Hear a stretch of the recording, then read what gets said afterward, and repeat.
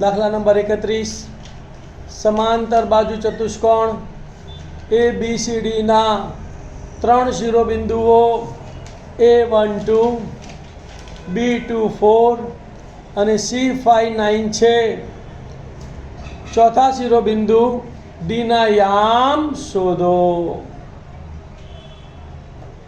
ધ્યાન આપજો ભાઈ, બોર્ડ ઉપર ધ્યાન આપજો. આપણે લાઈનસર ધારી લઈશું. પહેલા ધારો કે સમાંતર બાજુ ચતુષ્કોણ ABCD ના શિરોબિંદુઓ અનુક્રમે A12 આકૃતિમાં બતાવી દઈશું A12 B24 B24 C59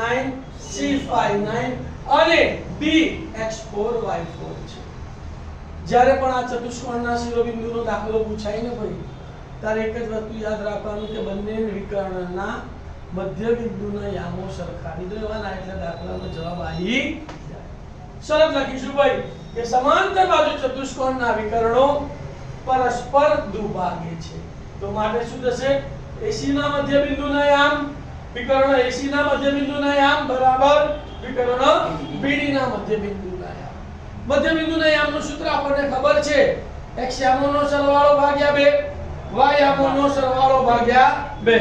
તો આને શું થશે બોલો? અહીંયા x પહેલા આપણે AC ના મધ્ય બિંદુના યામ લઈએ તો x યામોનો સરવાળો ભાગ્યા 2 તો 1 + 5 ભાગ્યા 2 x યામોનો સરવાળો, y યામોનો સરવાળો 2 + 9 ભાગ્યા 2 ભાગ્યા 2 બરાબર.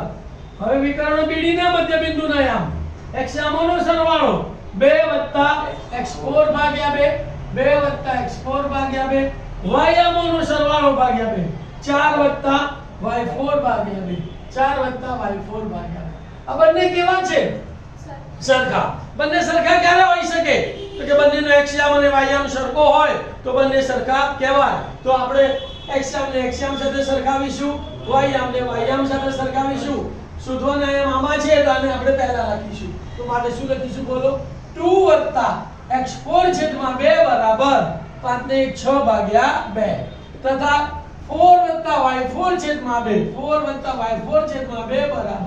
2 + 9 એટલે 11/2 બરાબર 11/2.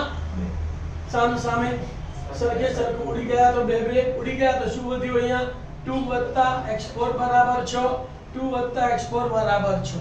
કોને સૂત્ર કરતા બનાવવાનો? x4 ને તો +2 સામે જાય તો માઈનસ, તો અહીંયા માઈનસ થાય તો 6 - 2 લખવા પડે ને. તો માટે x4 બરાબર 6 - 2.